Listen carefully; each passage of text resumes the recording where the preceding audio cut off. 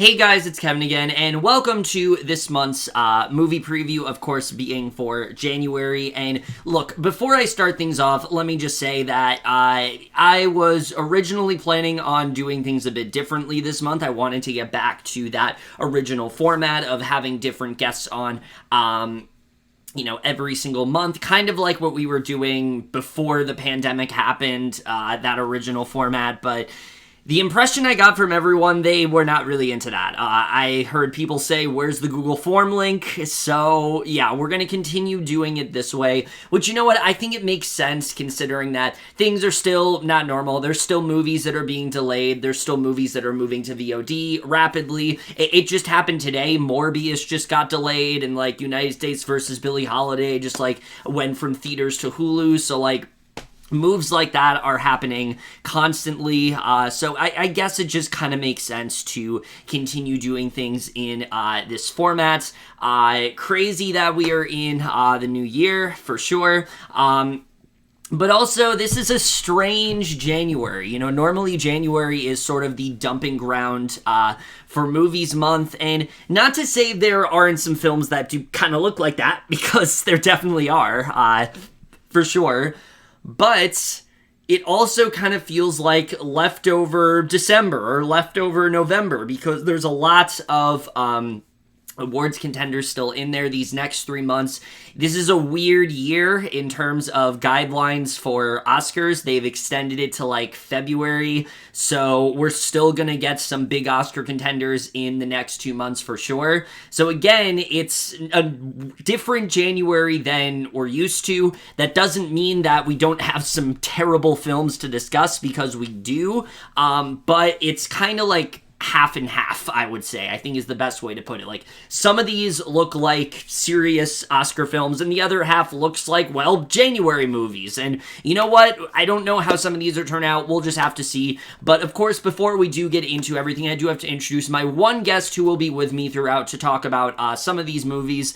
It is not Caden. It is someone that, he was the person that pretty much got me to make this decision. He was interested in talking about a few of these. So here he is, Jackson Fulcher. I don't know. Oh, shit. Sorry, wrong month. I was probably going to do that last month, but I was not there for that. Haha. Better late than never, even though I think did you include that part in the November one? I did include that in the November one. Yeah, that was your intro. So there you go. Better early and late than on time. I'm here for this one, though. Let's do this. All right, thank you, Jackson, and now we're going to get into all of the movies. So the first one we're going to be talking about, I am actually talking about with Jackson, thankfully, and that is a film that some people have seen. It's been at some film festivals, but it was, of course, the first film to kick off January. It's been out for actually a couple weeks now, and that is Shadow in the Cloud. What's your name, honey? Flight Officer Garrett. Ain't no women in the Air Corps. I'm a flight mechanic and a pilot. You're not a pilot. You're a delivery girl. Sir, requesting permission to fire on an enemy attacker. You wouldn't even know how to fire a gun. I was being polite. She hit it! She was right! Who the hell are you, Miss Garrett? What is she here for? Did you hear that? What the hell is that racket? There's something on top of the plane. Something on the goddamn time.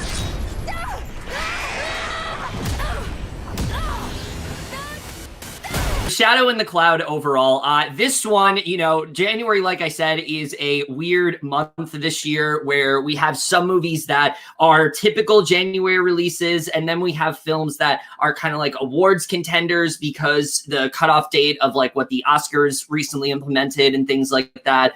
This really just looks like a typical January film, and it doesn't look that bad. It really doesn't. I mean, I think Chloe Grace Moretz is going to do enough in here to really save this movie. The idea of you have all of these very masculine, men on board, and there's this girl, and they're kind of ridiculing her for it.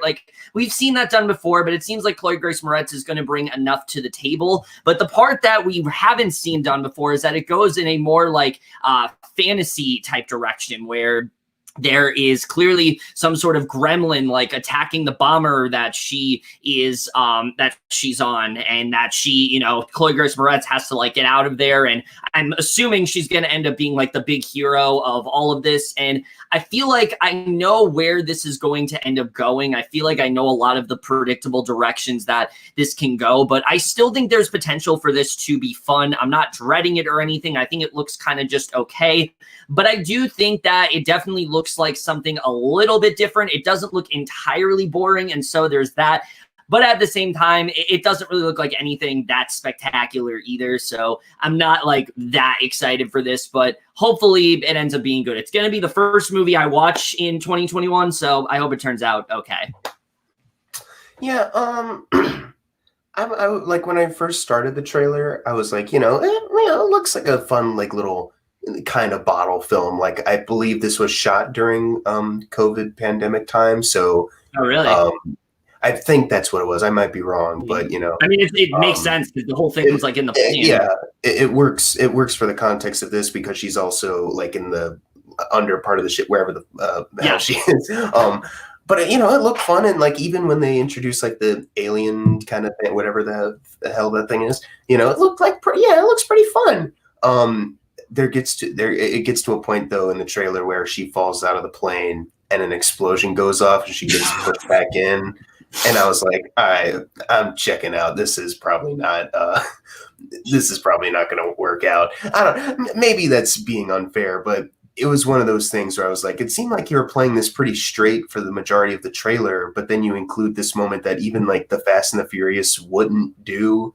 You know, they do a lot of crazy stuff, but it's, you know, in the context of the movie making of those movies, it's like, okay, I can see how they can get away with it, but real life, no. And this, it's just like, oh, you know, I was taken out by that in the trailer. I was like, oh my God, if this is like a sign for like how other parts of the movie are going to go, then I don't know, fam. And, you know, I was worried initially because I saw Max Landis writing, and not that I have like disliked. Oh yeah, I forgot to talk about that part. That's not even that I like completely dislike all of Max Landis' works. It's just recently, as a person, you know, a little shitty. Especially coming off Bright, the masterpiece.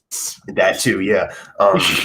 And then you also, but you know, Chloe Grace Moretz, and I think the director have said like that script has been rewritten a bunch, so we have to give him credit because, you know, guidelines or whatever for the Writers Guild, whatever, but it's really not really the same thing he brought in. So that'll be interesting to see. You know, that'll be interesting if like there's like this whole discussion of like, we need the Max Landis cut or something. Yeah.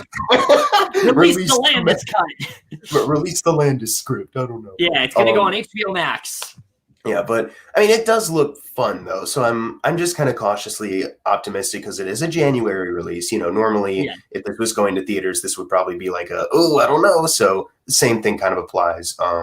But I'm hoping for the best.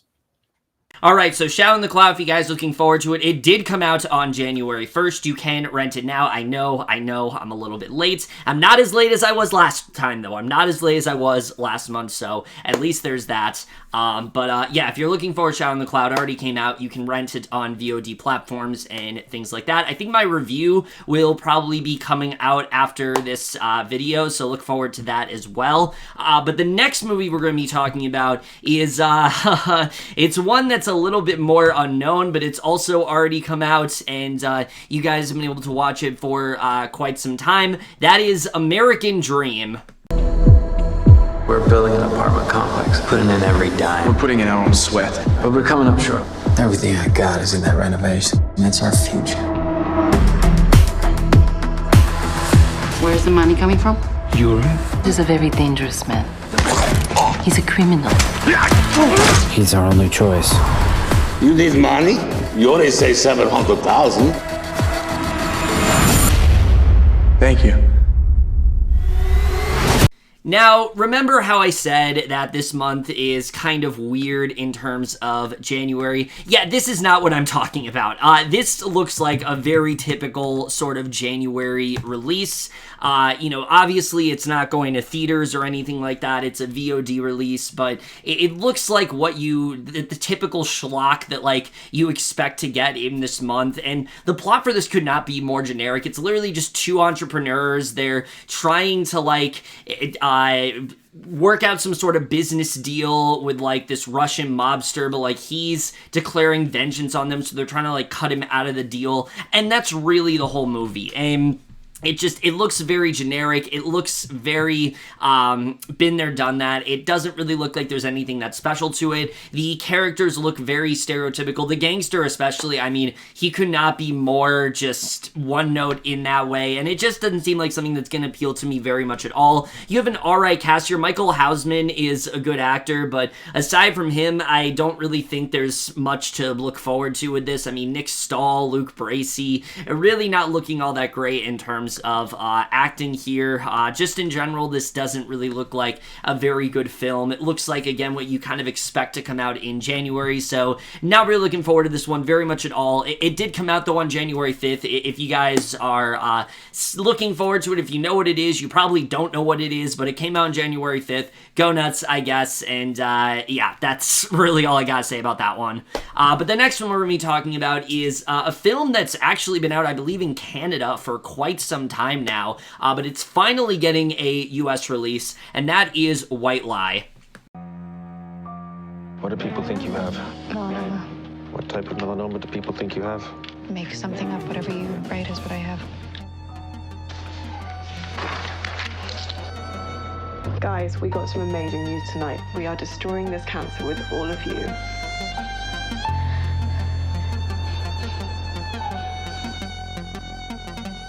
Do you love me? Yes.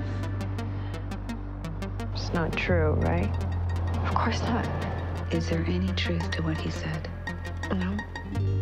So this one kind of came out of nowhere for me. I didn't really know that this was coming out. In fact, I don't believe it was scheduled to come out. It kind of just dropped onto Amazon and other VOD platforms like that, and I'm happy it did because this looks really good. I mean, the premise of this film is one that I think is really interesting. The idea that this girl is able to basically make her own sort of business off the fact that she has cancer. She wants to convince people that she has it. She becomes a literal poster child in that way. Everyone's giving her money. Everyone thinks that, like, they're paying for surgeries, but in reality, this money is just for herself. She's becoming very rich because of it, and now she's starting to have to face the consequences, and I really like that premise a lot. I think there's a lot that you can really do with that. It kind of reminds me of Uncut Gems in a way, really getting into, like, how much people are obsessed with greed, what people will do just for greed, and I think that's something that this film is going to dive into very well.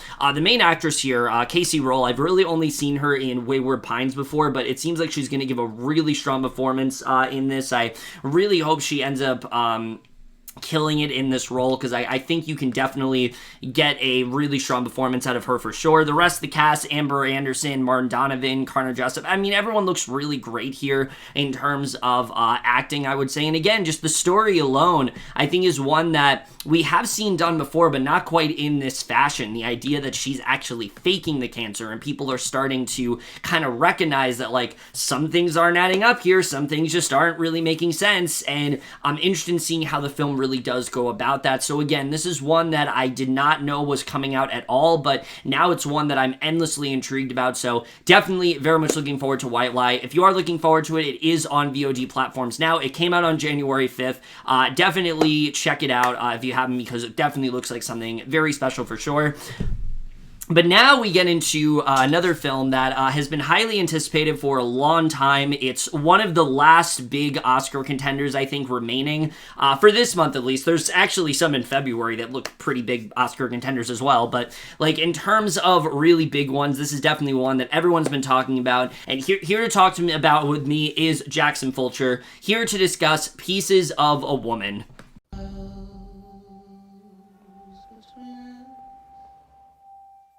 Martha, is that you? How are you?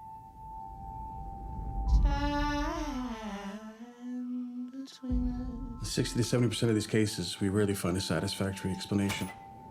There is something between us. There's certain things medically we just don't have answers for. To dream love. Very sorry for your loss. Thank you.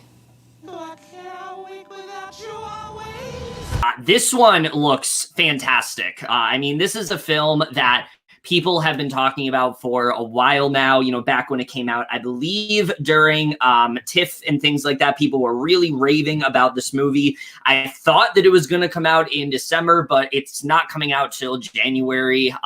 And it definitely seems like, though, it's a film that's very much going to live up to the hype. I mean, right off the bat, the cast here is absolutely insane. Vanessa Kirby, Ellen Bernstein, Sarah Snook, Molly Parker, Jimmy Falls, Benny Safdie. Those are the only people Shia in this LaBeouf. movie. There's nobody else. No. There's nobody else in this Are you gonna movie. mention Shia LaBeouf? Yeah. Apparently, he's in this as well.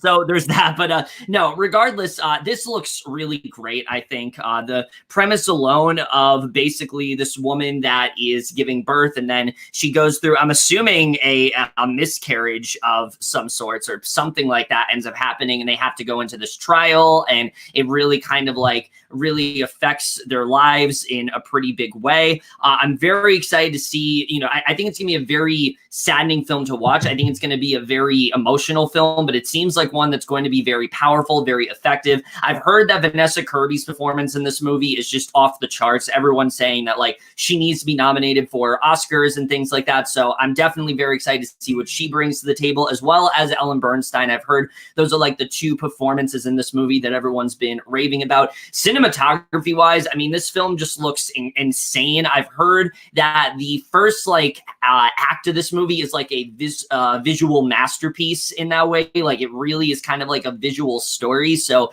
I'm excited to see what that's really all about. And just overall, I think this looks like a really effective film. Again, weird month, but this really does seem like one of those films that I could very well see end up potentially getting into the Oscars.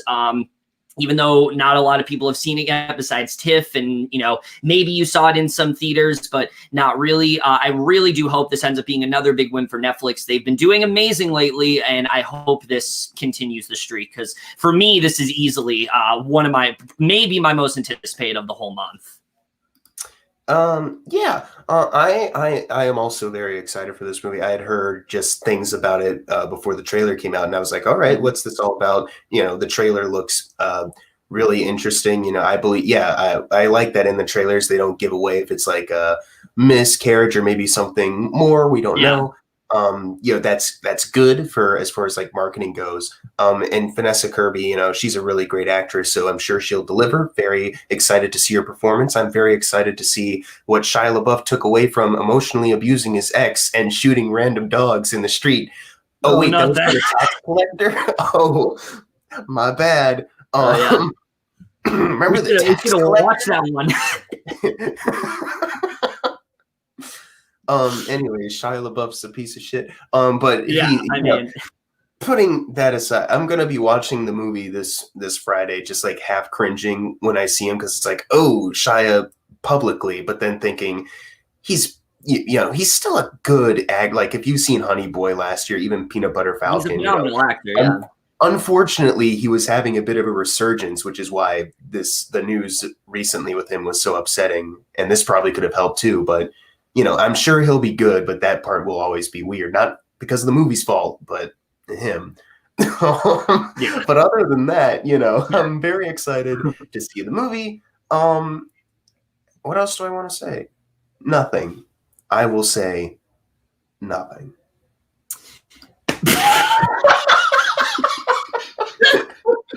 Wow. Benny Safdie. I can't wait to see I was going to say Benny Safdie. Yeah, Benny Safdie, who he was the guy in Good Time, right? Yeah. Well, I'm interested to see him act in something that isn't his own movie, so that'll be interesting too. You know, the supporting cast. Now, that is all I have to say about what's it called? Shia LaBeouf shoots a random dog. Oh, yeah, you're right. Pieces of a Woman. Okay. Pieces of the random dog. The Tax Shia Collector LaBeouf 2? Yeah, that's the title. All right, I'm done. Yeah, Pieces of a Dismembered Dog. That's the title. So Piece of Woman, if you are looking forward to it, it does come out on, well, it already did come out on January 7th onto Netflix. Seen a lot of people talking about it, so definitely check it out there. Now we get to another film that I don't think is getting nearly as much attention or acclaim. In fact, I don't know what anyone thinks of this one, but it is, of course, If Not Now, When? Me and my girlfriends used to sit around and plot out our lives. So much has changed. For the good or bad? Depends on who you ask. Mom! Mom! Why are you here? I'm here because she's my friend. Talk to me. I'm miserable. I keep telling myself, it'll get better. There is someone here beside you. People that OD are not fine, Tyra. I am not a junkie. We can lean on one another until we're lifted up. I am my circumstances, and neither are you. If Not Now, When? Look, there are a lot of films that come out this month that, like I said, are very much split down the middle. This is one where I know exactly where it's going to go, because we have movies like this all the time where you have this group of friends and they haven't seen each other in a long time, and there's this tragedy that just brings them together, and I'm just not feeling this at all. The idea that, like, one of them is, like, this drug addict, and now they gotta come together and, like, support her, and it's probably gonna be really fucking melodramatic. I'm just not really looking forward to this at all. I don't think the cast looks really great here. I think that the premise alone, it just seems very hokey, and it doesn't seem like it's going to be doing it in a very authentic manner at all. And I'm not saying this premise can't work, but like the way it's done here, it just looks really silly to me, and I'm not really into that.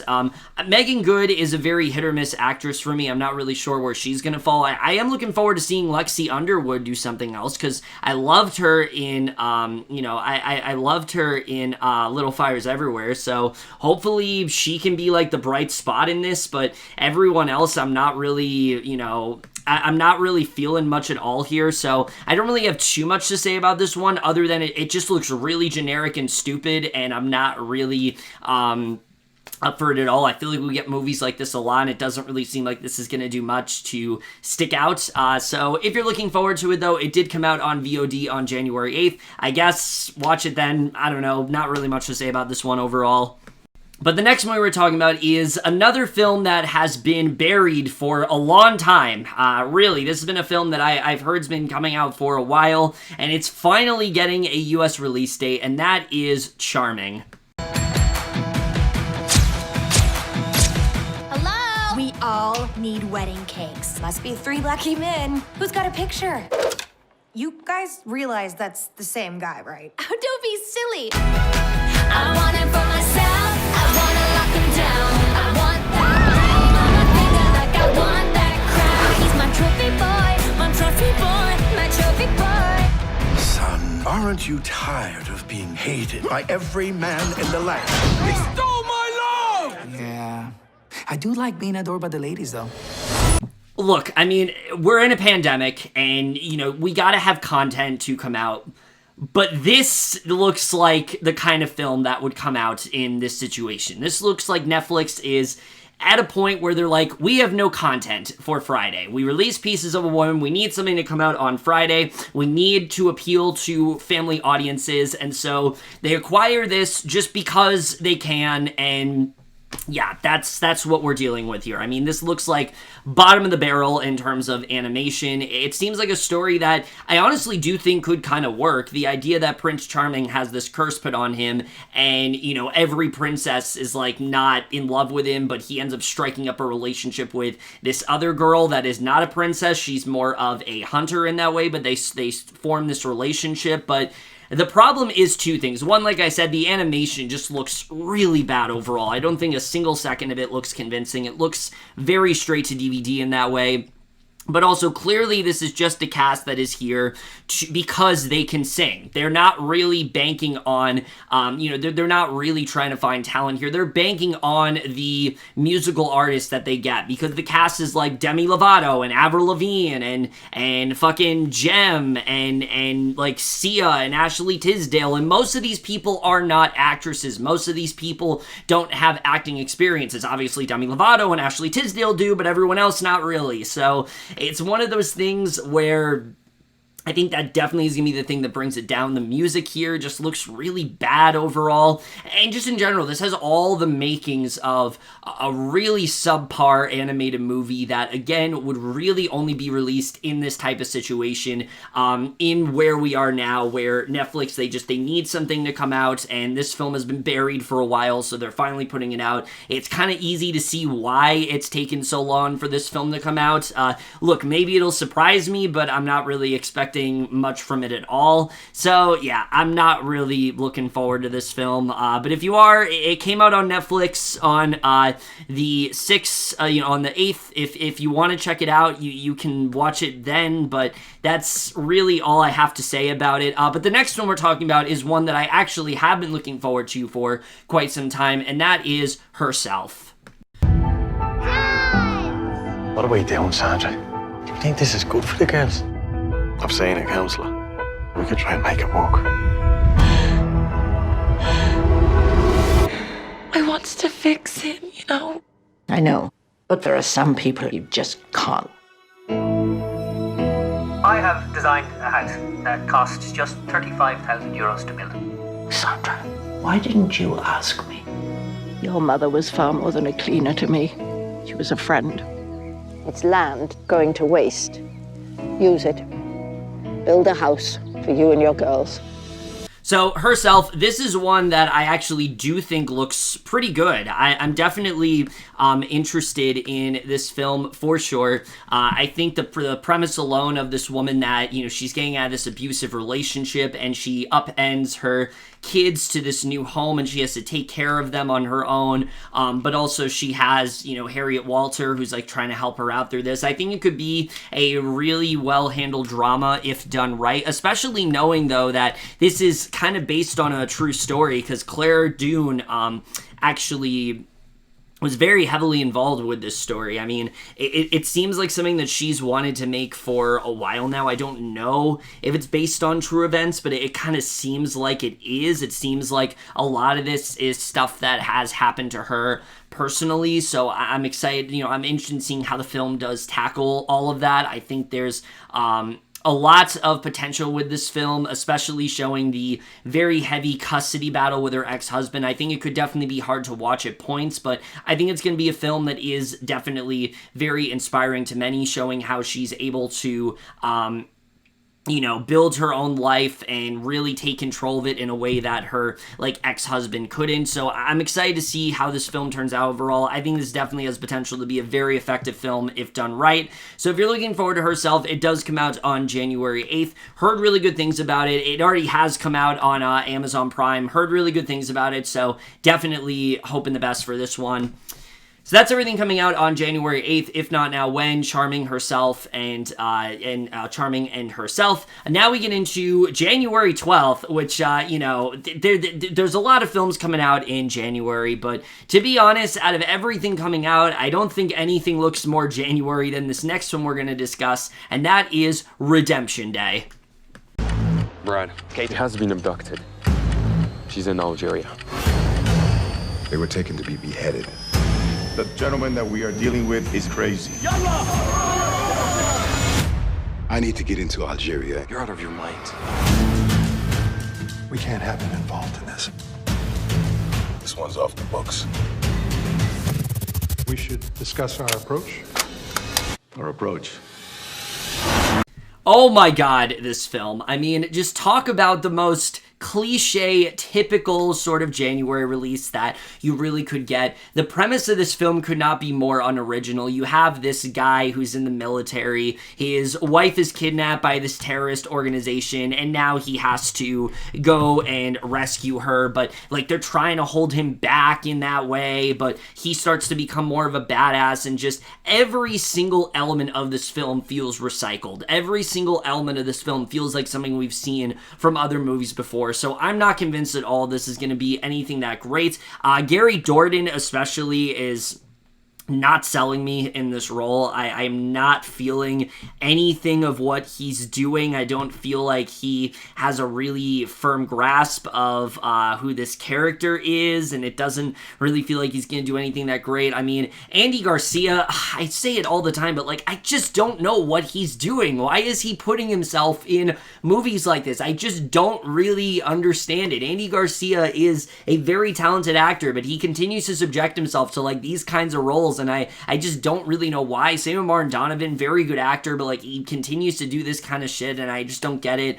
Also, I've said it before, when you put Serinda Swan in anything, that's an instant kiss of death for me, because she is one of the most, I think, untalented and uncharismatic actresses like working right now. Every project that she does, I am not convinced by her ever. I think that she always delivers, very much never delivers for me, and so you put her in anything, that's instantly just something that I'm probably going to write off. Just everything about this film looks so generic. Everything about this film just looks so uninspired in that way, and again, it just looks like the typical movie that you would expect to see in January. So yeah, I am not feeling this one at all. This looks like one of the worst films that's probably going to come out this month. But if you are looking forward to Redemption Day, it actually comes out today on January 12th. So I guess look forward to it, but I'm not feeling this one at all, guys. I gotta be honest.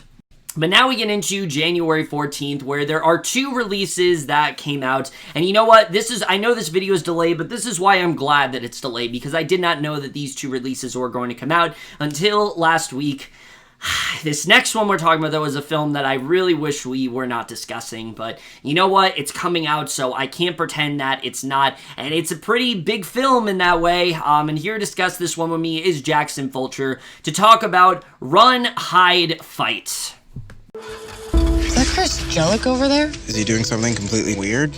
Senior prank day. But we'll see all kinds of dumb stuff today. Swim captain will have Thai food delivered to class, and Becky Vaughn will set up her homemade slip and slide. This is high school. Nothing that happens here matters in the real world.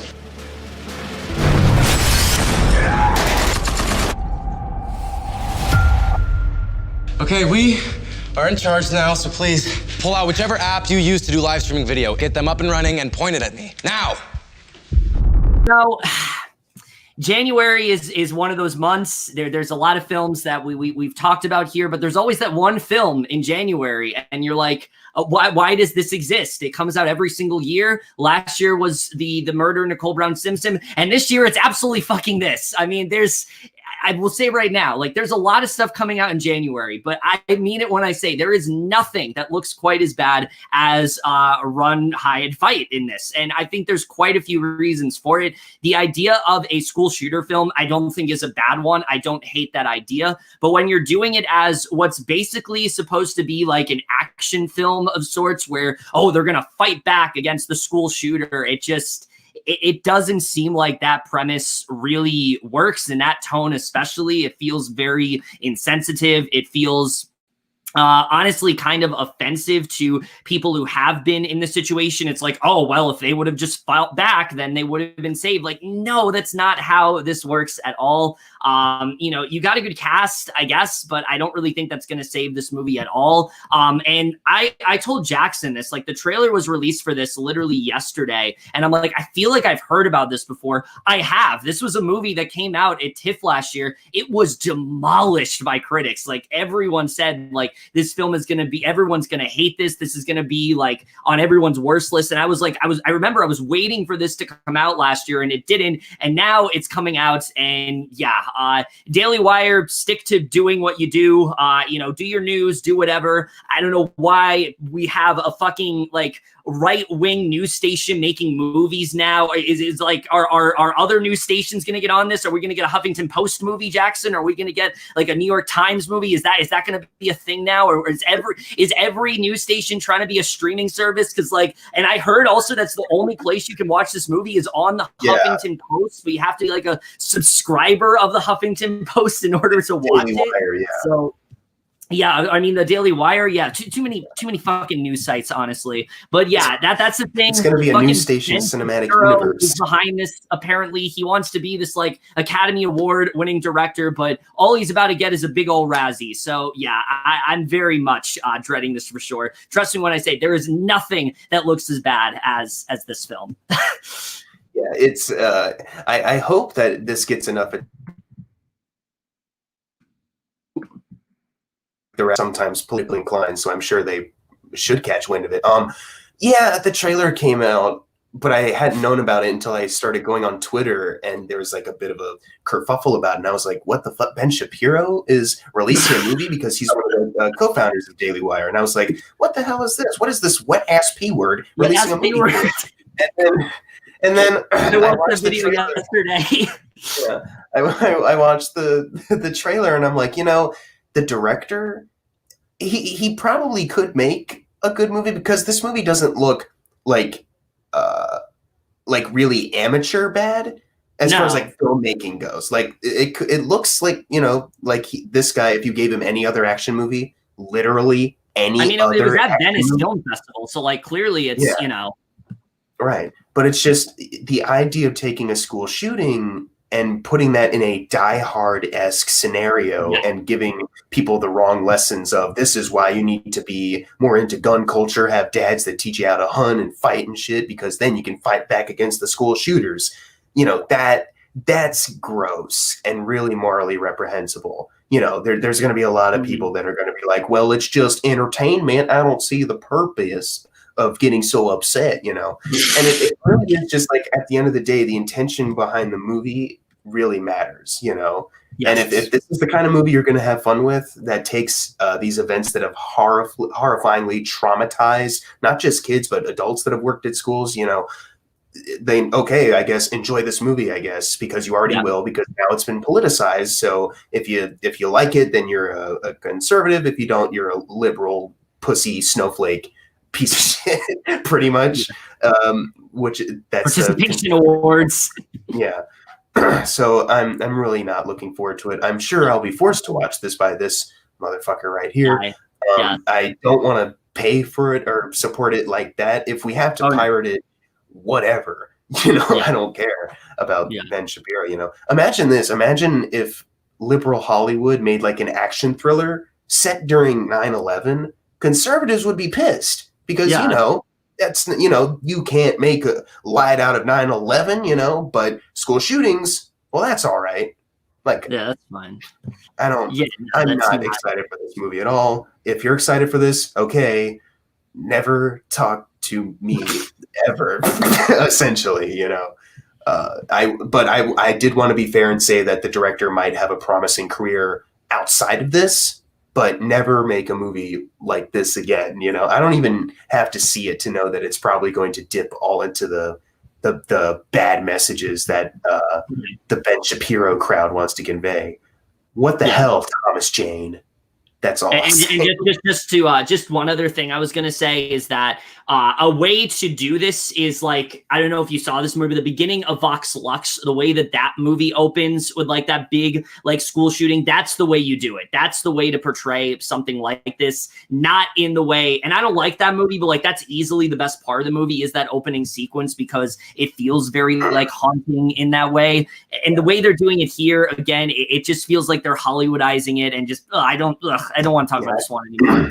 All right. I don't. Yeah, I have not seen that, but I feel like there's just something. There literally is something that you can't make fun or enjoyable, and this is one of them. You know, some of the school shootings you've seen in other media, like American Horror Story, or We Need to Talk About Kevin. Not that one, Ezra Miller.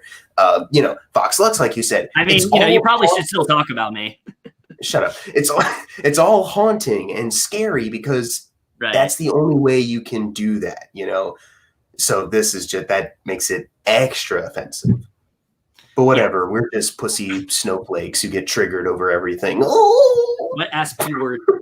What ass P word? Pick up your gun and fight back. Yeah, you'll be saved if you fight back. You know, that's all you got to do. You shoot, you shoot at them. All right. Wait, real quick. The guys who are shooting up the school already, their performances are so not just unrealistic, they're so bad. Yeah, they are. Get all the cameras on me. Start any apps you have that have live streaming capabilities. Point them at. Say go on Instagram Live or something. Why are you saying it like that? Jesus. Oh my God.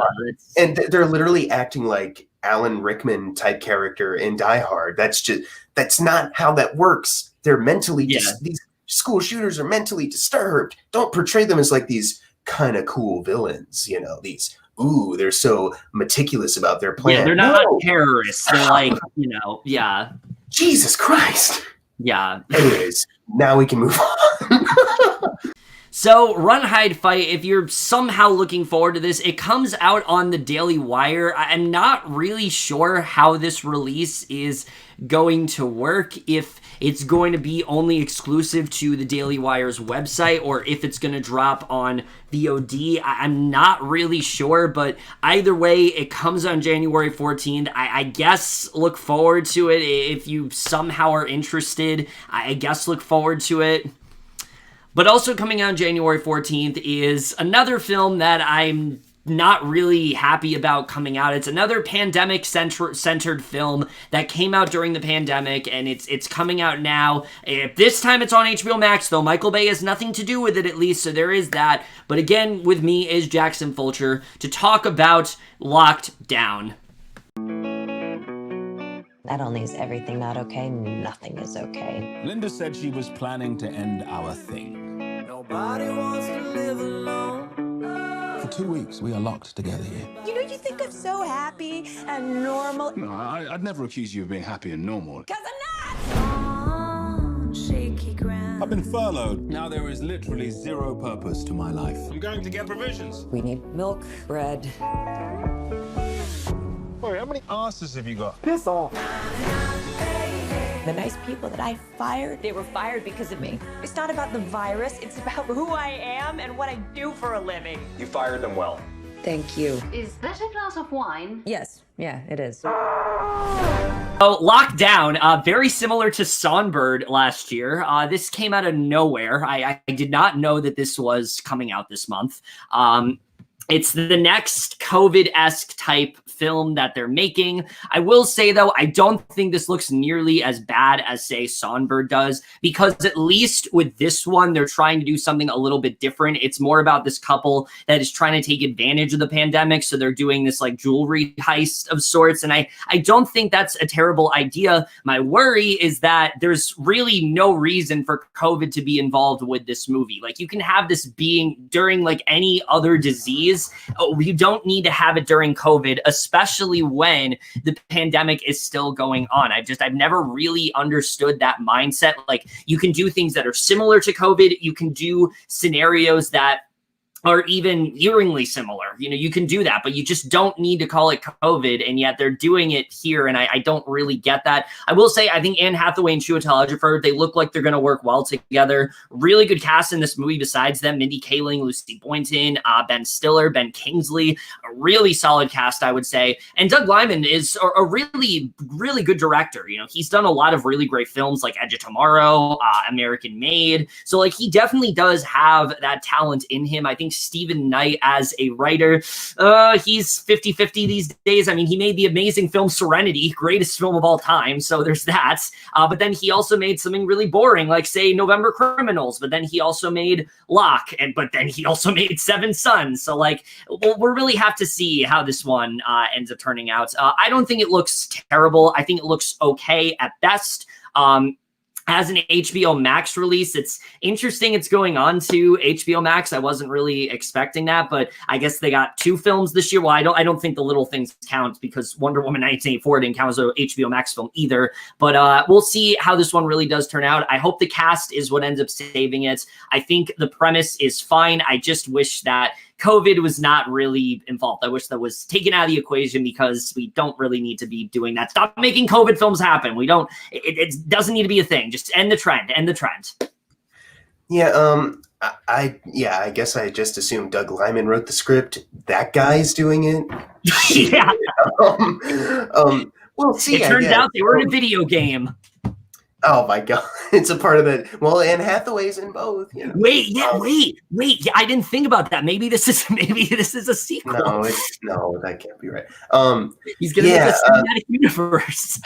I think more, at least compared to Songbird, was just, I have not seen it, but from how you've described it, how others have described it, they were taking the COVID pandemic and trying to sensationalize it and also try to pass off the message of just, hey, don't let it rule your life. You know, that message of just get out there and live your life and don't worry about it, which is like, that's not good. So I can at least look at this movie and go like, you know what, I too don't really wish to see COVID brought up in media a lot of time, unless it's a documentary.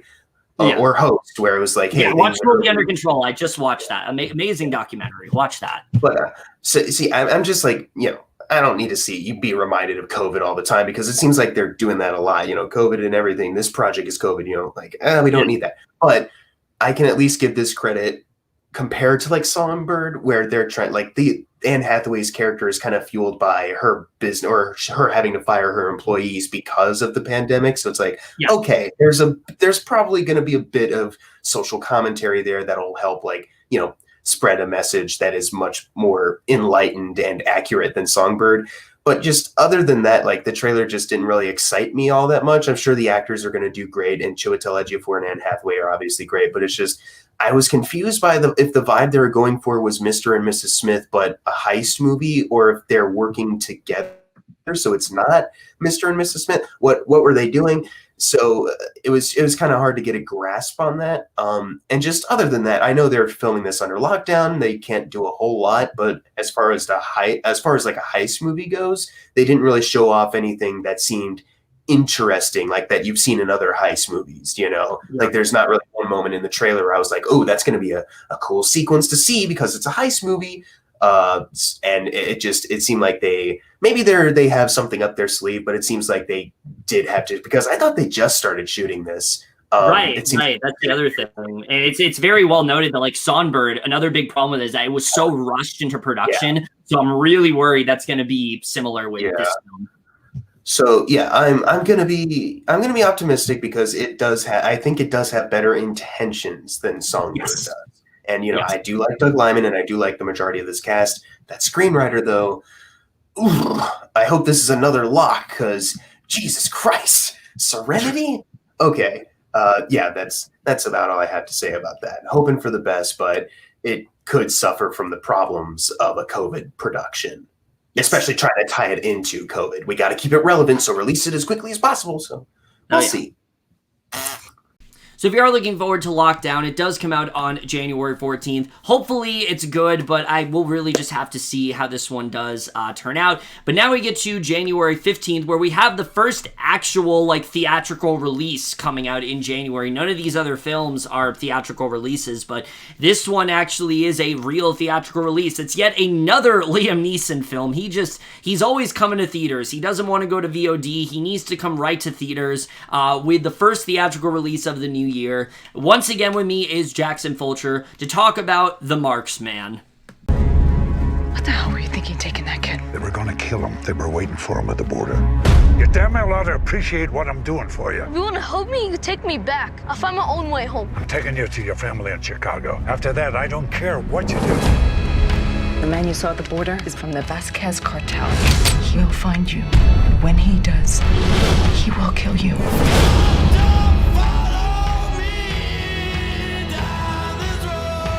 This kid didn't bring any of this on himself. He just needs someone to give him a chance. Do you think I'll like it in Chicago? There are good times ahead for you, Miguel. He's your grandson? No, his mother asked me to look after him. She must have had a lot of faith in you. The Marksman, this is one that I didn't even know was really coming out. I saw, the list of films coming out in January. I'm like, what the hell is this? Didn't think this movie was going to come out, but then I saw News of the World. They played the trailer for this, and I mean, it looks like, once again, a very generic Liam Neeson movie. Now, I'll give it this. It looks like it has a little bit more inspiration towards it plot-wise than something like, say, Honest Thief, which is so bare bones in that way. There's really not much going on in terms of in terms of bare bones and things like that. I think that I think that there isn't a ton going on in this movie. It's really just you have this rancher, and like he's also a former Marine, and he's gonna help this young boy like escape this drug cartel. And it's like we've seen this a lot of times before. Liam Neeson, he seems like he's gonna do a good job here, but the plot just seems very generic. I feel like this is the typical film that we normally would see in January. It doesn't really seem like it's anything that special. And again, maybe it'll end up being good, but I feel like this could also end up being like a Commuter, where it's just really boring and predictable, and it doesn't really do much of anything. So yeah, I'm not really expecting much of anything from this one, aside from, I don't know, maybe it'll surprise me, but I'm not really expecting much at all. So I'm not really excited for this one. Yeah, similarly to you, I saw this trailer ahead of News of the World, starring Tom Hanks. Yeah. Tom Hanks. And that the plot of that is like, this older man is saving like this younger child, which is also the plot of The Mandalorian. But then you also have this movie where the trailer started playing, and I was like, oh my God, it's News of the World, but with the Mexican border and Liam Neeson as a cowboy man or something like that. And then as it kind of went on, I was like, oh, this is more like Logan, it feels like. Like, it feels a little more like the plot of Logan. Do you remember Logan? With Hugh Jackman? Yeah. No, I don't know. No, I don't know what Logan is. I've never heard of that movie. All right, well, it's this movie with Hugh Jackman. He plays like this comic book character. His name's like Logan, but it's Wolverine. He's got like these claws that stick out, and he guts people with it. The point of that, it was like, hold on, there's a jet. Mm-hmm. So anyways, he's trying to rescue this kid, right, who's also got claws in her or something. And he dies in that movie. Spoilers, he dies in that movie. So I guess what I'm saying is this trailer looks like it ripped off Logan and other stuff so much that I can't wait for Liam Neeson to get impaled into a tree by the end of this film. Also, it looks kind of generic. I wasn't particularly brought in by like the bond of him and the kid in the trailer, which I'm sure that's part of the movie is seeing that bond. You can't really capture that in a trailer, but I was like, man, I feel like I've already seen this though, so why should I care? Liam Neeson's just, I remember when he said he was going to stop doing action movies, and then he's still doing them. So I don't know what's up with Mr. Liam Neeson, but I wish him the best. Papa bless. So if you guys are looking forward to The Marksman, it does come out in theaters on January 15th. I know there's still a lot of hesitancy with going, and, if this film convinces you somehow, then go, I guess. I don't really know how this is going to turn out, but yeah, January 15th. But now that's really one of the only theatrical releases coming out this month, because, things are still kind of crazy in terms of coronavirus and things like that. So the next one we're talking about is, of course, strictly just VOD. But again, with me is Jackson Fulcher to talk about this next film, Don't Tell a Soul. You boys are quiet today, not getting along. My brother doesn't trust you. He thinks that you're gonna get us in trouble. You seem like a good kid. You don't have to do everything your brother says. I gotta wait for us to communicate with each other when I'm not here. Over. You're out of that hole, weren't you? Visiting that man? I'll kill you too. Right down that hole. We're running out of time. We can't leave him to die, Matt!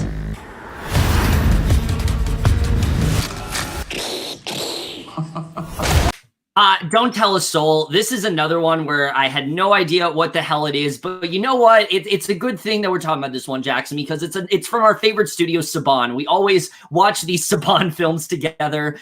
Sometimes we finish them, or sometimes they're like that Keanu Reeves film that we never ended up finishing. Watch the first 10 minutes of Siberia. We were like, we can't do this. This was a bad idea, and then we never do it ever.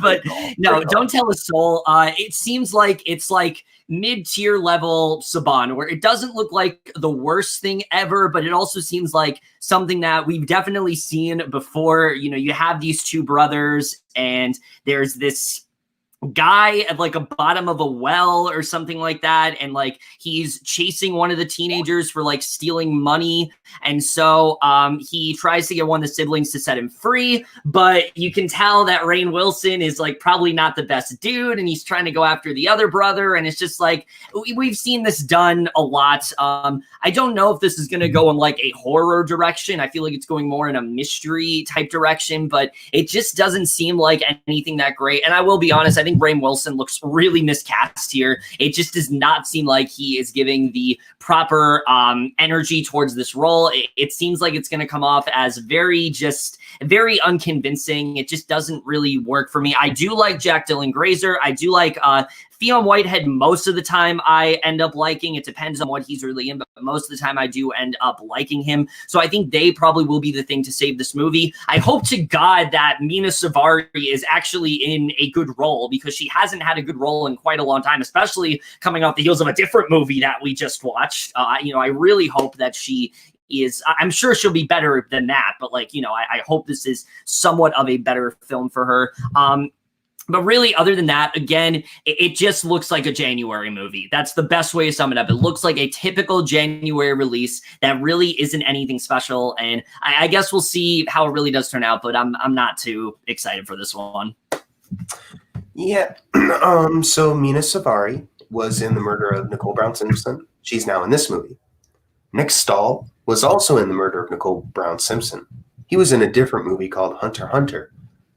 My point being, I hope Mina Savari doesn't meet the same fate as Nick Stahl in Hunter x Hunter. Rest in peace.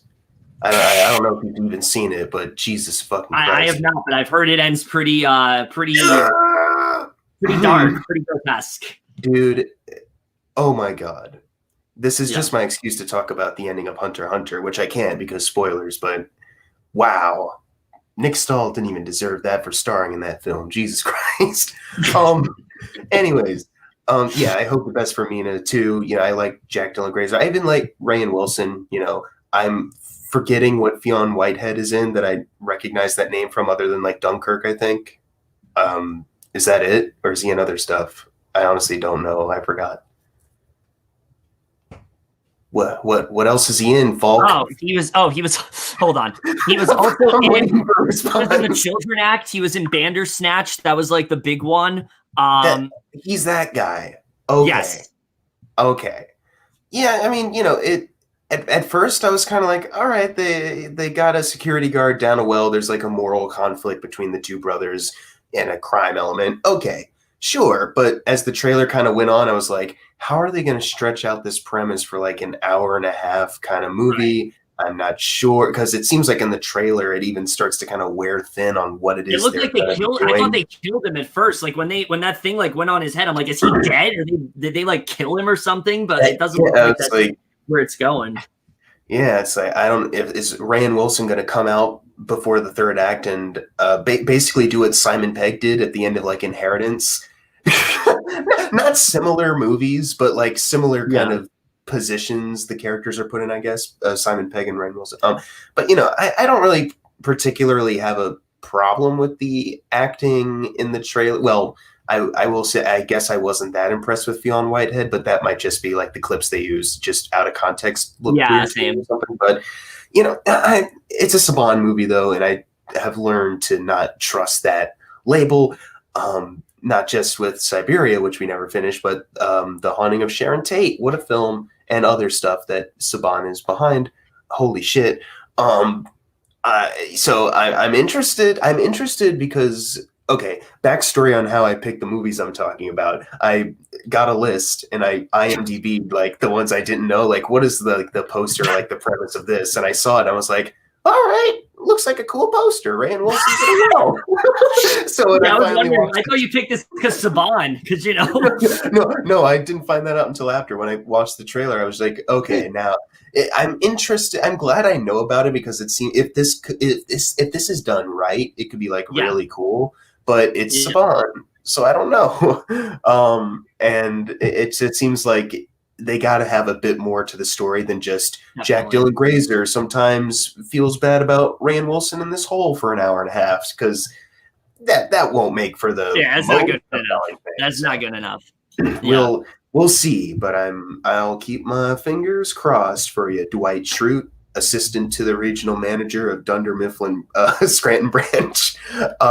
Tell Michael Scott to also come back and stop directing movies like Dangerous Lies.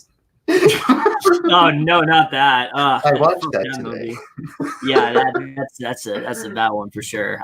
So if you are looking forward to Don't Tell a Soul, it does come out on January 15th, hoping this one can turn out to be really good overall.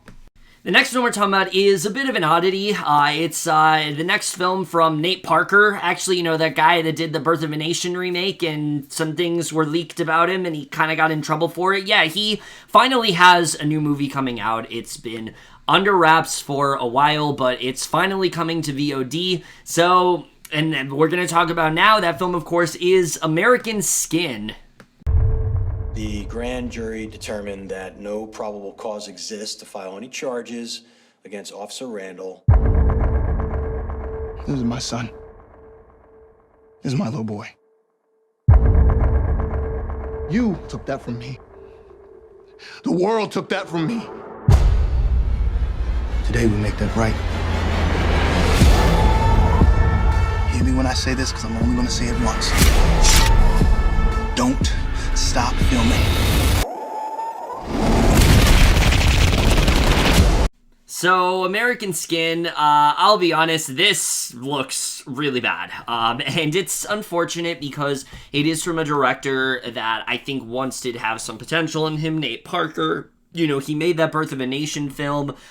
People did not think it was nearly as good, though, as it could have been, and since then, everyone pretty much thought he was done, but he's always hinted at, doing another film, and he has this one coming out, and this just doesn't look very good at all, and it's unfortunate, because I think the premise isn't a terrible one, where you have this father, and he's trying to mend his relation with his son. He's recently gotten divorced, and one day, his boy is shot, his son is shot and killed, right in front of him, and the officer gets off pretty much scot-free, and obviously this character decides to take matters into his own hands. We've seen this done before. We've seen this premise that can work. The problem is American Skin looks like it's going about it in a very melodramatic and frankly kind of offensive way. I mean, everything about this film, it just doesn't seem like there's any nuance going on here. It doesn't seem like there's any sort of discussion going on in this film.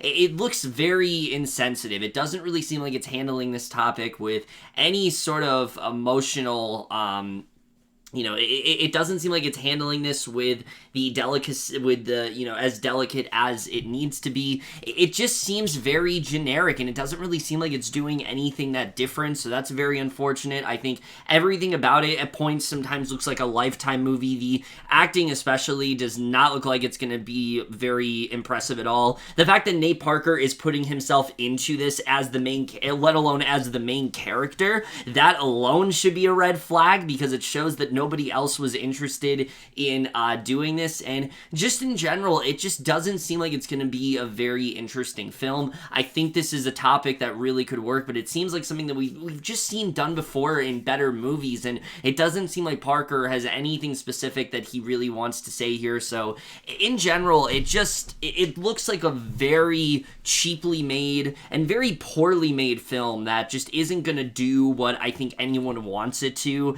So yeah, I'm not excited for this at all, unfortunately. Again, Nate Parker is a director that I had some interest in at one point, but it really seems like that's going to temper out after this film, because I really am not feeling this one at all. So yeah, not looking forward to American Skin in the slightest, but if you are, it does come out on January 15th. I guess look forward to it, but I'm really not feeling this one at all. But also coming out on January 15th is a film that I think is going to be definitely better handled than the one we just talked about, and that is MLK FBI. You know, when you construct a man as a great man, there's nothing almost more satisfying than also seeing him as the opposite.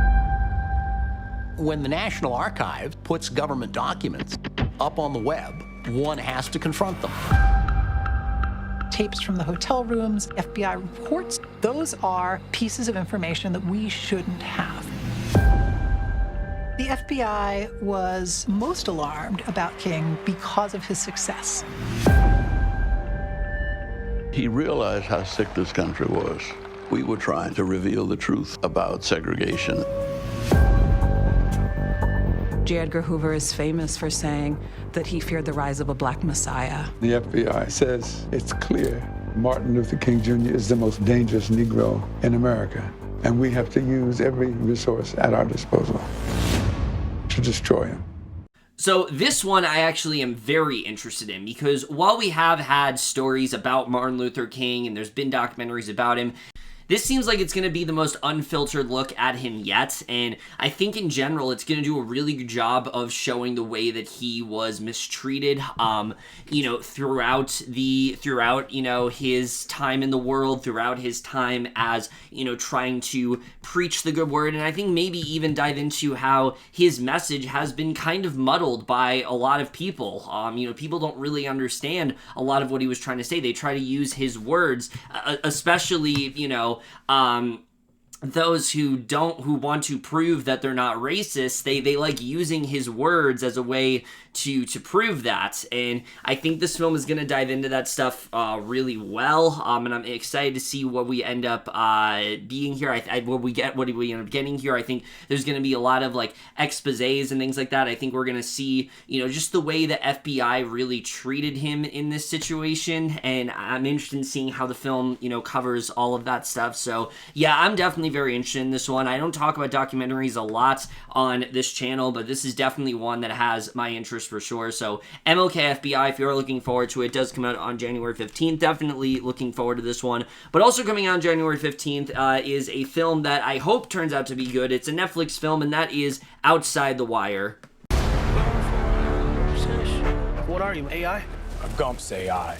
I'm a prototype, and my existence is classified. But I can't do this alone. I need someone who could think outside the box. That's why you're here. I chose you. You got a picture of her? I'm not even having this conversation. Hey, it's fair game, rookie. She's a hottie. Congratulations. Thank you. Hey, my gummy bear? Oh, my gummy bear. Please, tell me what you know. In front of him? You can trust him. These are your informants? Listen, I'm a combat soldier, but I feel more than you think. I can't do this with eyes on me. They put your tracker on your back? Sometimes you gotta get dirty to see any real change. Welcome to the war, kid. So, Outside the Wire, I'm very torn on this one, because on one hand, I think there's a lot of things in this film that very much can work. I think the premise is not a bad one. I like the idea of, you know, having this character that he's going on the run. He's trying to sort of prevent this, you know, this nuclear attack from happening, and he pairs himself with this android officer in the future. I think that seems like a fun idea. I think that the acting looks pretty good with Anthony Mackie and Damson Idris. It seems like they're going to work well together overall. The problem that I have with it, and the thing that really makes me question if this is going to be good, is that it's a sci-fi film on Netflix, and more than anything, it just does not have a very good track record, and I think that is what is going to bring this film down.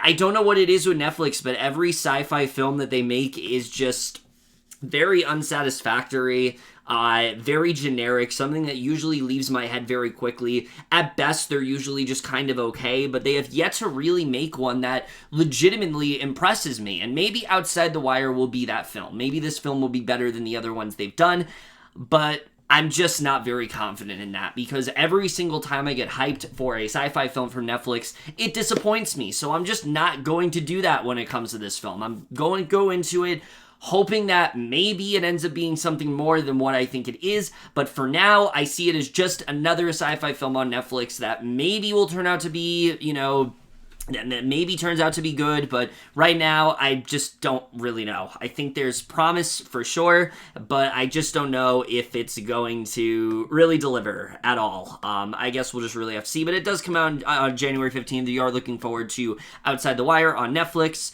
but also coming out January 15th is a film that I'm sure everyone has been really hyped to see for a while. Here to discuss this film with me is Jackson Fulcher to talk about One Night in Miami. All together, yeah. New heavyweight champion of the world. Say, champ, you don't suppose you could sign an autograph? Yeah, of course, man. Give him an autograph, Jim. Actually, Mr. Cook. Oh, sure thing, brother. Oh, yeah, that's the sound. Don't you think it's about time to party? Tonight is a chance for us to reflect. You mean no one else is coming? Well, this is off to a hopping start.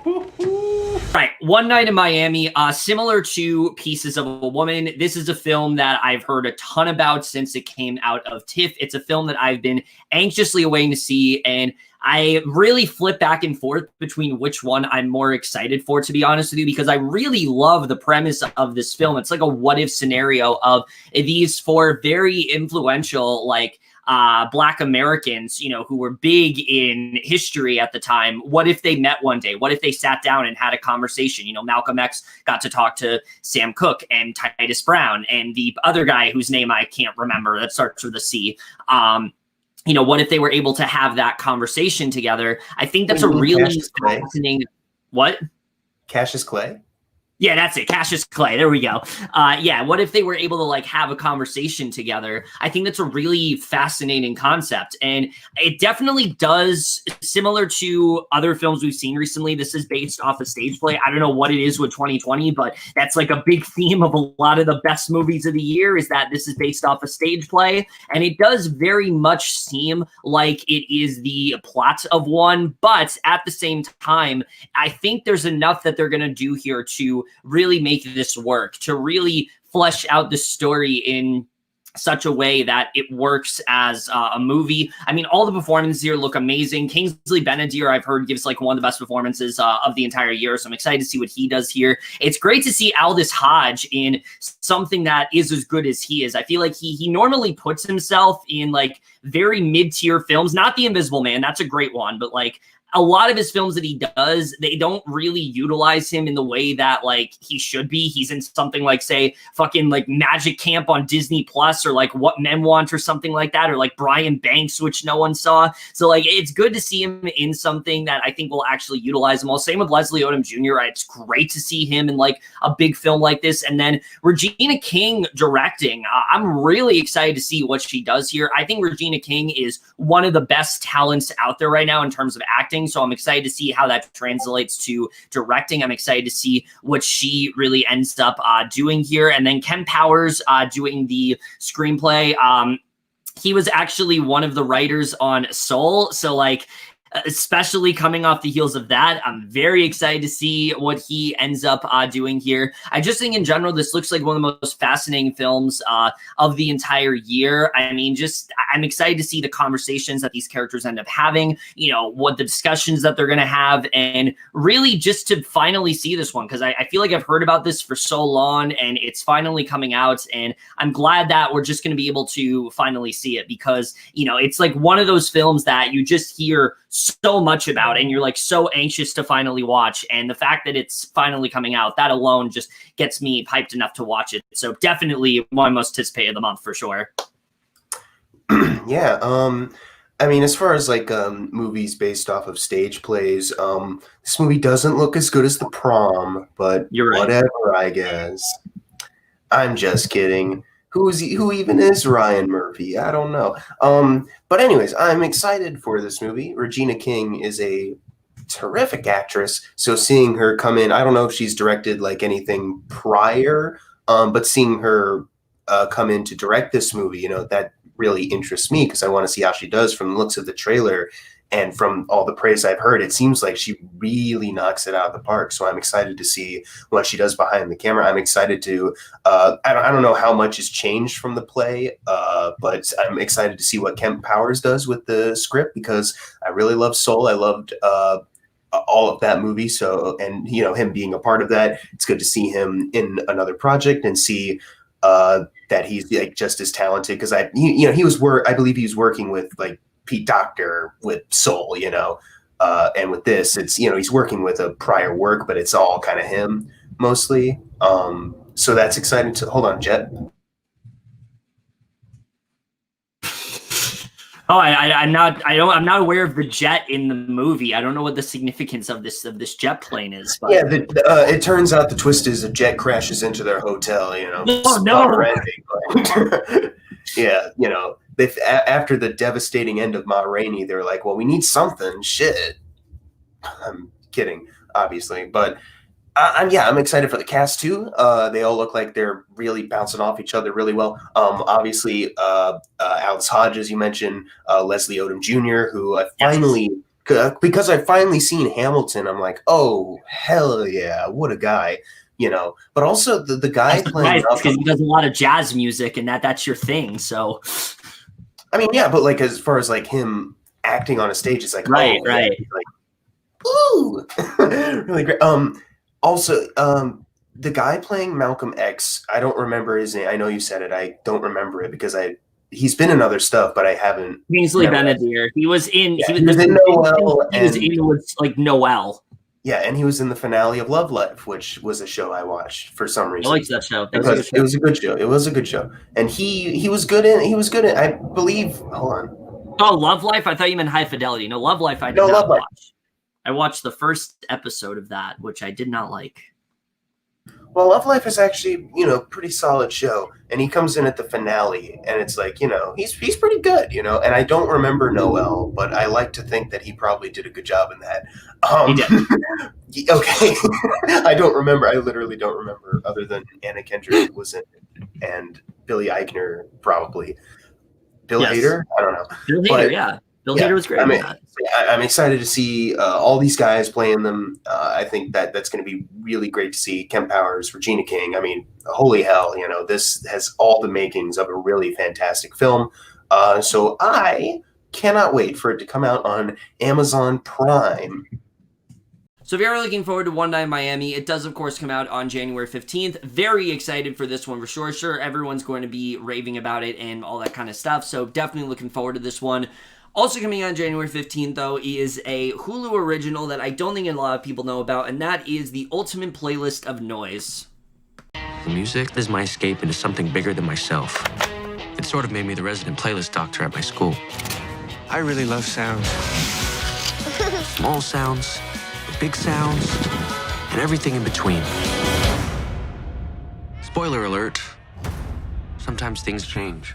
Because of the location of this tumor, you will lose your hearing. I just can't help but thinking about all the sounds I'm never gonna get to hear.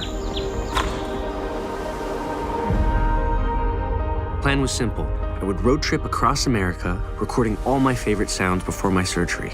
The ultimate playlist of... Holy shit! Oh my god. Oh my god. Hi, I'm Wendy.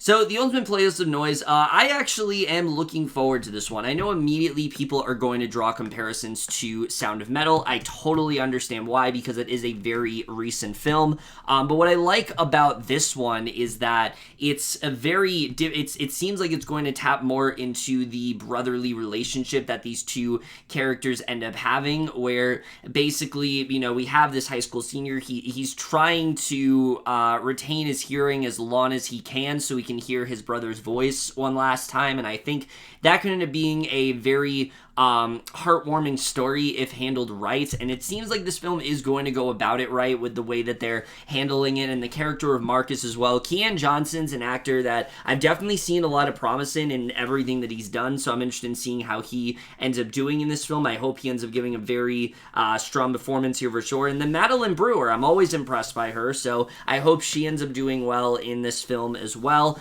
Just in general, I think this could be one that really does go under the radar, one that kind of comes out of nowhere. And again, I know, like I said, there's going to be immediate comparisons to Sound of Metal, but I'm willing to give this the benefit of the doubt. I'm willing to think that this is going to be something different, and from the looks of the trailer, it does seem like it's going to be. So I overall am looking forward to this one. If you are looking forward to Ultimate Playlist of Noise, it does, of course, come out on January 15th. Hoping this film turns out good. That's everything really coming out on January 15th. Now we get into January 22nd, where we talk about this next film, which Jackson Fulcher will be discussing with me to talk about Our Friend. I thought about doing stand-up comedy. You tell jokes? It's pretty scary to come up here. I have a friend who's been wanting to try stand-up, but he's a little chicken.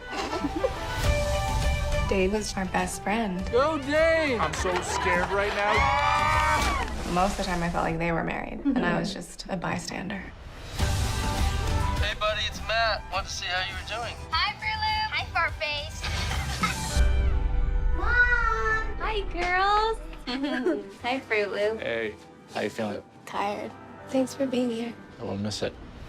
Okay, so Our Friend, this is in a very interesting category for me, though, I think, because, like I said, this is a month where you can tell which films are normal January releases and which films are Oscar films. Our Friend is in the camp of, I really don't know where this is going to fall. I think some of it looks like a film that is trying very hard to like go for Oscars, because you look at the cast here, you know, Jason Segel, Dakota Johnson, Casey Affleck, especially.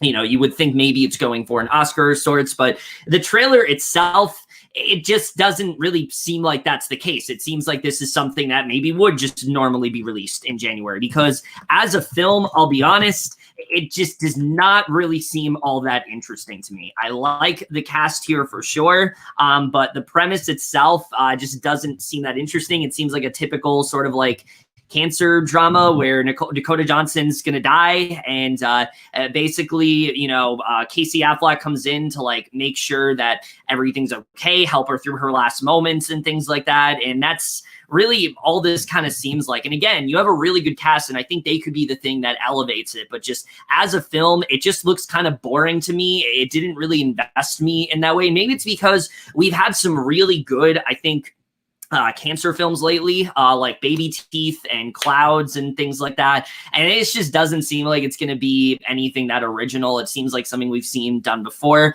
Again, I don't really know how this is going to turn out. I guess we'll just have to see. But this is, again, one of those films where I really don't know where it's going to fall in terms of if it's typical January release or something better than that. I don't know. I guess we'll have to see, because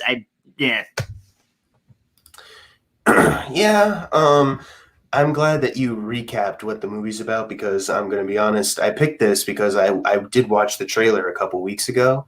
Right. But beforehand, I was like, maybe I should rewatch the trailer before doing the preview, and then I didn't. But yeah, so thanks for wow, and you tell me I'm unprepared, you piece of shit. I know. But yeah, thanks for reminding me what it was.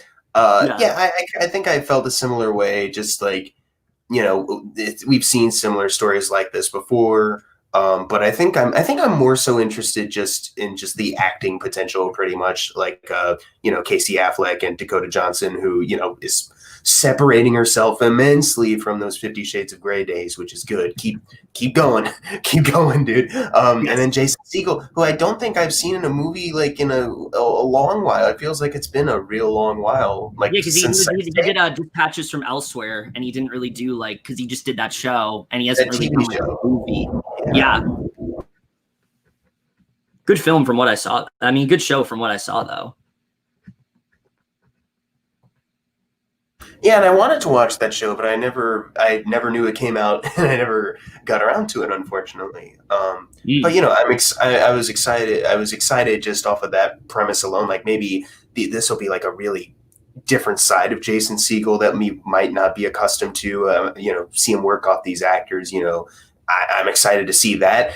So I didn't think it looked, just from the trailers, like too boring, but I could definitely see it, like in hindsight, like, yeah, it could be one of those things where, you sell it with this cast and the promise of some emotion, but then it just kind of falls flat and is uninteresting. Yeah. So I'm hoping for the best with this one, but I wouldn't say I'm like really anticipating it. I think I'm just more so excited for like the potential of Jason Segel's revitalized career. I don't know. Right. So that's about it. Goodbye, Jet. So Our Friend, if you are looking forward to it, it does come out on January 22nd, hoping it turns out really good for sure. But the next one we're talking about is one that I think is definitely a smaller release. I don't think a lot of people are discussing this one very much at all, and that is Born a Champion.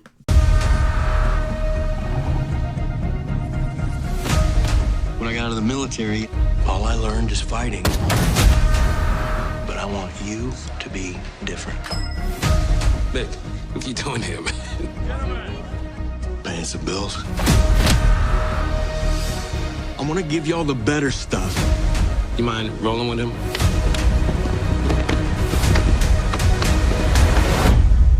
That's Travis Prince, man. He just won Brazilian Nationals. What are you doing here? We gotta fight.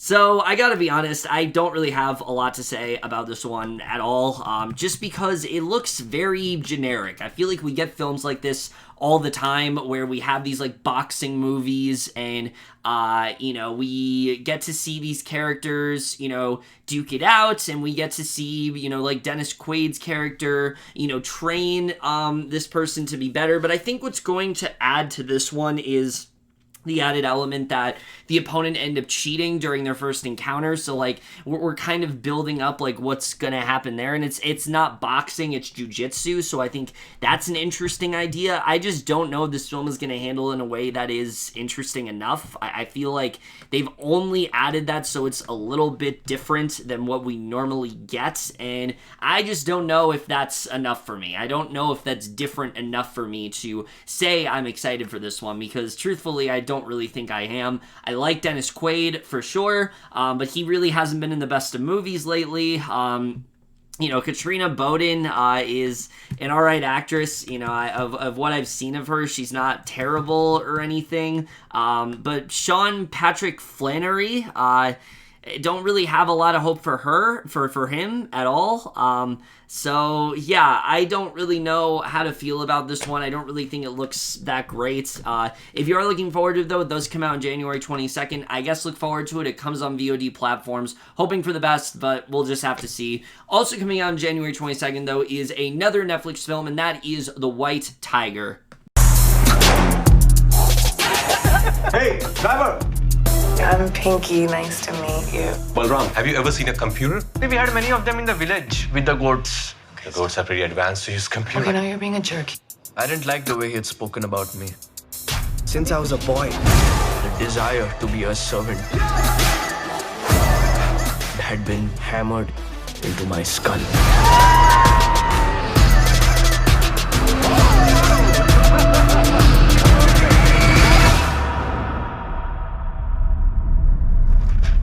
I, Balram Halwai, I drove the car.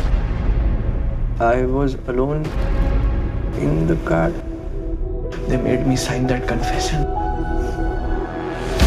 So this one I actually am really looking forward to. The trailer kind of came out of nowhere for me, but I've heard a lot of people hyping this one up, and I think this actually looks really good. The story where you have this driver who, of course, is Indian, and he is, he's like dirt poor, and we kind of see him go from poverty to ending up becoming very rich, becoming a lot more financially stable, and I think it looks like a very, interesting and inspiring journey for a lot of people. I don't know if this is based on a true story, but it kind of seems like it is. I know it's adapted from a book, so I'm excited to see how the film does go about that. The main actor here, Darsh Gurov, seems like he's going to do a really good job in this film, and seems like he's going to portray this role in such a way that is very relatable to a lot of people, and seems like he's going to be a lot of fun to watch overall. I like that the film is also going to be a lot of, while it definitely isn't a dramatic, it's also going to be a lot of fun to watch, and I'm excited to see what they do with that.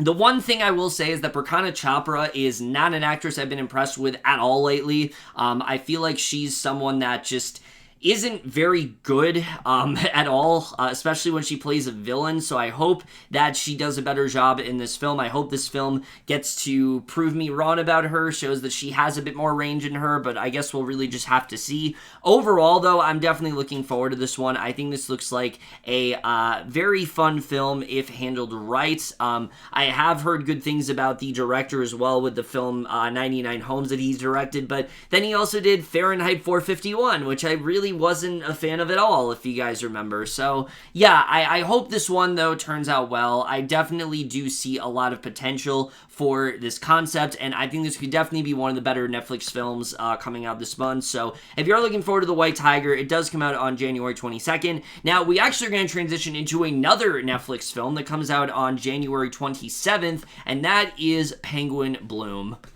This isn't forever. You want to erase yourself, who you were. There's the weight of the world on my shoulders. But you're still you, Sam. Hello. Maybe should have left it there. She needs a name. Penguin. Lift my eyes up where I'm going. Keep the fire that I'm holding. She's a wild bird. She doesn't want to be stuck inside, does she? The boys and I were struggling. You're struggling. Yes, it's all of us.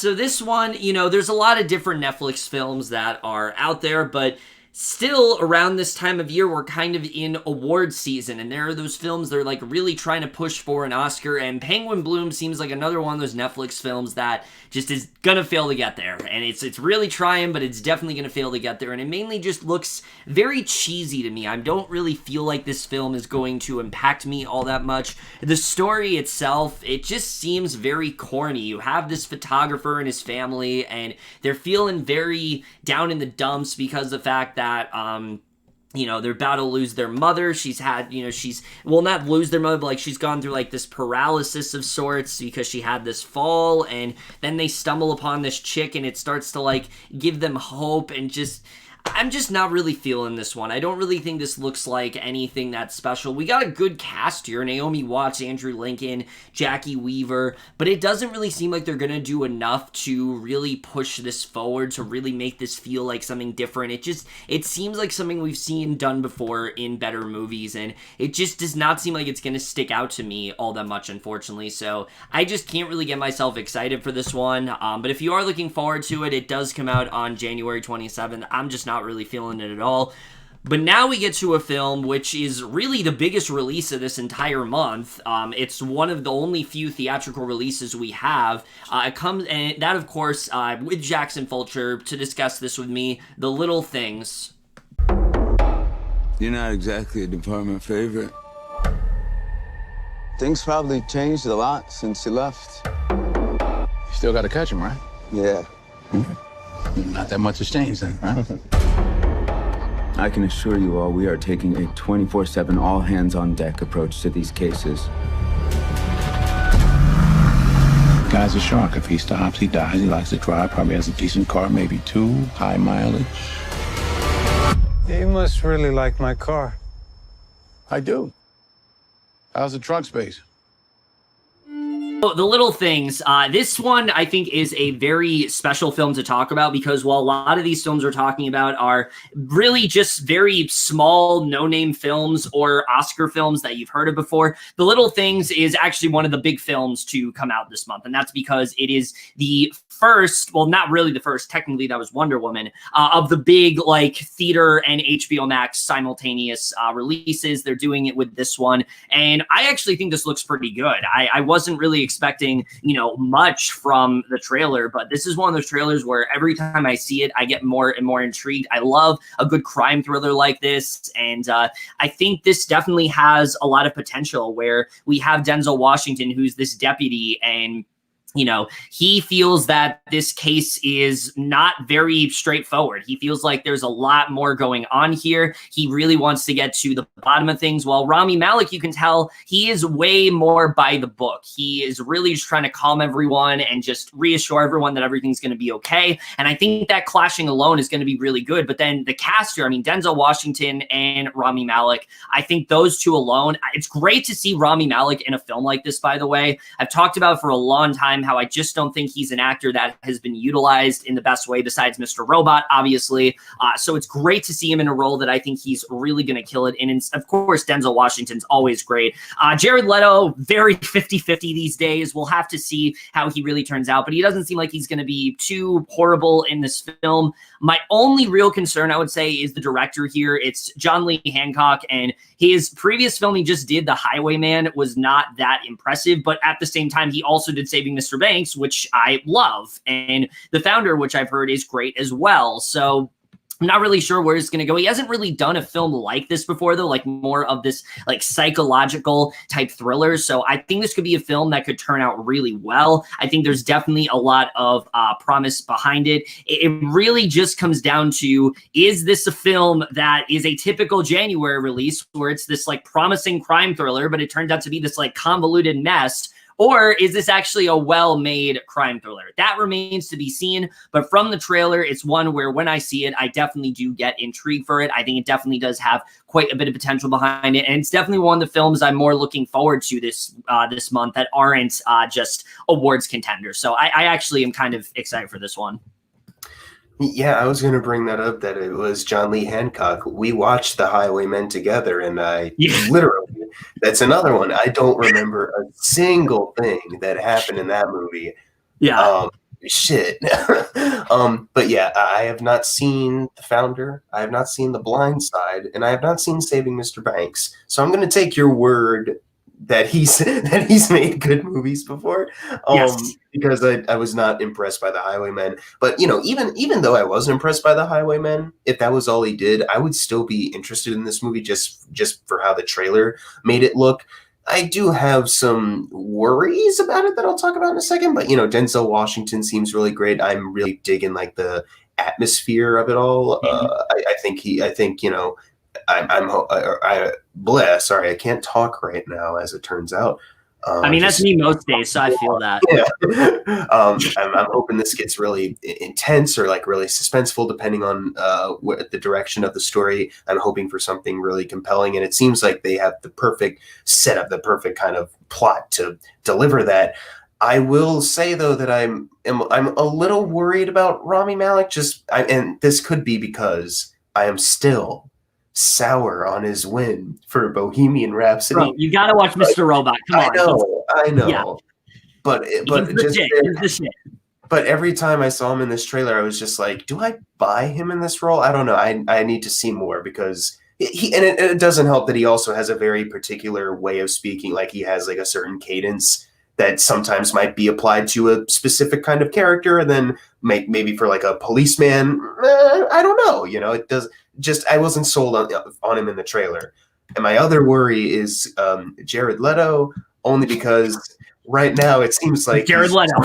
Yeah, it seems like he's just acting so obviously creepy, and it's like I hope that he's playing it like much more subtle in the movie, I guess. Hopefully it's better than Morbius. That's all we can ask for. Yeah. But like, if the entire movie, his role is like his eyes are wide and he's always like, "How's the trunk space?" That shit. I'm like, man, you did it, And the twist will probably be he didn't, but he still acts just naturally creepy all the time. Like, yeah, don't do that. So I'm worried about that just because of what the trailer showed. So yeah, I'm skeptical for those, but overall, this looks like a movie that could still be right up my alley. And plus, Denzel Washington is leading it, which is that's great. He I am convinced by. I'm automatically sold on him already. So hoping for hoping for the best. I bang my finger on the table. Hoping for the best. Shut up. Hoping for the best. But I am really excited for it. Even though all right, and watch Mr. Robot, you fuck. Rami Malek is phenomenal. Watch Who are it. you, Ralph the Same movie Station maker? required. One of the best episodes of television ever. I did a 37-minute review on it. So if you are looking forward to The Little Things, it does come out on January 29th. Definitely hoping this film can be really good, considering that there really aren't many other films that are out there like it this month. But also coming out on January 29th is a film that I did not think would see the light of day in this year, at least for a while, and it's finally coming out, and I am so excited that it is, and that is Saint Maud. Are you Maud? Yes, hi. It takes nothing special to mop up after the dying. You're prettier than the last one. But to save a soul, that's quite something. Bless Amanda's body and bless her mind, which is shrouded in darkness. When you pray, do you get a response? Oh, it's like he's physically in me. It's how he guides me. My little savior. Look, I've talked about Saint Maud on this channel before. In March when it was supposed to come out, I think we discussed it on there, but I am absolutely elated for this film. I mean, when you talk about A24 and they have a horror film coming out, that alone gets me very excited, but also just looking at the premise alone of this woman who she takes care of this other woman, she's like a caretaker of sorts, and then she ends up in some weird, some weird ritual shit, and we don't really know what's going on there with her in being this Roman Catholic, and it's starting to mess with her psyche, and so I still don't really know a lot of what this film's about, and I think that's definitely very exciting. But the film also looks like it's really gonna get under my skin. It looks very creepy. It seems like it's not gonna hold back. That scene where she steps on that thing, it always gets me. It always gets me every single time, and Morphe Clark as an actress looks like she's going to give an amazing performance in this film. I know people in the UK have already seen it, which, great for them. I wish I was in your shoes because I have not, but I am definitely hoping that this lives up to the hype. I've heard really great things about it. I've heard people say it's a very effective film, and I just hope that this turns out to be as good as I think it can, because I think this could be another really great horror film from A24 if handled right. I've been so excited to see this one for a long time, and I'm just glad that we're finally going to get it. It looks so incredible cinematography-wise, and like I said, it looks legitimately scary, and I just really hope this film ends up delivering for me. So, Saint Maud, if you are looking forward to it, it does come out on January 29th, although it's not coming out on VOD platforms until, I believe, February 12th, but if you are going to theaters, which I know some people are, some people aren't at this point, it is, of course, coming there as well, so you can check it out when it lands in theaters on January 29th. Hoping this one turns out to be really good. Also coming out, though, on January 29th is another film that I've been pretty excited for that Jackson Fulcher is going to introduce with me, and that is Supernova. It's good to get back on the road again, don't you think? But how about just exploring the outer regions of fifth gear?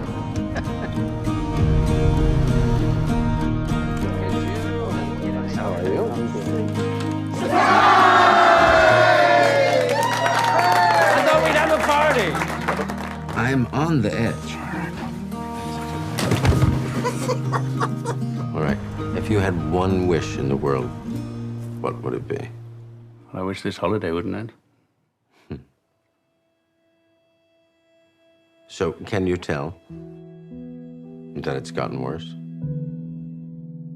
Supernova. This is one that I heard some things about last year. I can't believe I'm saying last year. It does not feel like we are in a new year, y'all, but we are. But Supernova, this one was one that I saw people rating on Letterboxd. I'm like, what is this? This looks like a very intriguing film, and people were saying this is the best performance that Colin Firth and Stanley Tucci have given. So I was very excited to see how it would turn out. And from this trailer, yeah, I'm definitely sold. I mean, the way they build up this trailer, making it seem like it's this light-hearted film with just these two, this couple and them going across England and things seem fine, but then you realize, oh, wait, Stanley Tucci's character has very severe dementia, and basically he doesn't really have a lot of time left, and it's really starting to get to him. And it seems like the film is really going to lean into that very well. The chemistry between these two, it seems very natural. I get the sense that these two care about each other, and I think they're going to do a really good job with that. But it also seems like it's going to be a film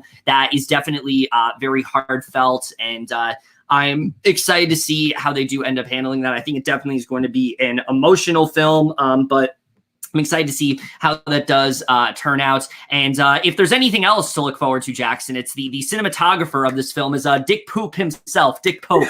He's doing cinematography for this movie. So that alone is enough for a reason to look forward to it. But no, in all seriousness, like I'm actually definitely looking forward to this one. I think this definitely looks like it could be something really, really impactful for sure. Dick Pope. Oh no.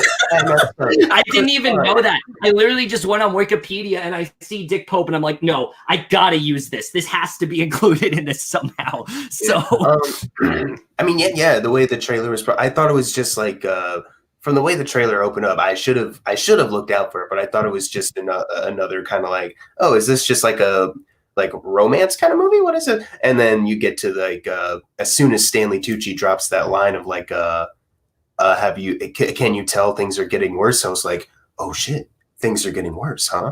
So and then just the rest of it, I'm sure Colin Firth is going to kill it. I'm sure Stanley Tucci are going to kill it. It seems like they've got really great chemistry right off the bat in this trailer, and you already kind of sense where a lot of the heartbreak is going to go. Like there's one shot, it's not a huge part of the trailer. It's like one shot of it where it seems like Stanley Tucci's looking lost and Colin Firth's running up to him. And I'm like, oh, there's probably going to be a lot of like emotionally heartfelt and broken moments, in the movie. So obviously me being heartless, I can't wait. Anyway, and no, I'm not done. Shut up. I'm not going to cut it off there. No, I can't wait for Dick Poop's cinematography. Can't wait to cry at the next film that I watch. That might be, I don't know. What am I going to watch next? What do I have to watch? She Dies Next? Or She Dies Today? What's the title? That movie's very pretentious, but good luck. I'll watch that tomorrow. And what else am I watching tomorrow? My Spy. All right, I'll cry at that. And then eventually I'll get not bad. Whenever it comes out in January. Also, I noticed it's kind of weird that like a lot of praise is given to like Stanley Tucci, who's playing a character losing his memory, or he has dementia, and then you have Anthony Hopkins releasing a movie in February where getting a lot of awards attention for playing a character with dementia. Very funny kind of parallel. I think Tucci could possibly slide in there if he's as good as like people have been saying, like for supporting actor. Very maybe that, but this is a pretty competitive, not as competitive as like years or like last year, just because COVID. But a lot of great contenders, so we'll see how that goes. Tooch. So Supernova, if you're looking forward to it, it does come out in theaters on January 29th. Again, I don't think it comes to VOD until a little bit later. Don't quote me on that, but I'm pretty sure that is the case. But also coming out January 29th is a bit of a smaller release, but it's one that I definitely have some intrigue in, and that is The Night. Welcome to the Hotel Normandy. How many nights will you be staying? Just one.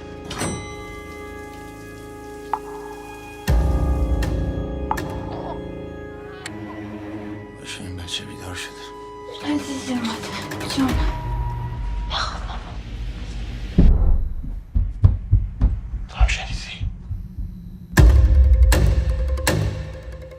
Someone's been disturbing us all night. I'm sorry, I didn't see anyone. Excuse me. Hello? چیه؟ Are you lost? So The Night overall, this is one that I legitimately have never heard about until doing this movie preview, and from seeing the trailer, I am definitely hooked into this one. Yes, the premise is one that we've seen before, where we have this couple, they're trapped inside this hotel with these demons. Some are real, some are imaginary, but it seems like this is a film that is going to do a really good job of, one, getting under my skin, but also doing something different, adding in this element of these demons affecting their marriage and the effect it's having on them. You know, those kind of like interpersonal conflicts, those are the horror films that really do stick out to me, and it seems like this film is going to do that really well. I don't recognize any of the cast here, but they definitely seem like they're going to do a really good job, and like I said, I think the film looks legitimately creepy as well. I like the look and the feel of it. I really like the idea of, you know, these actual demons that are popping out to them, but then they also have these hidden secrets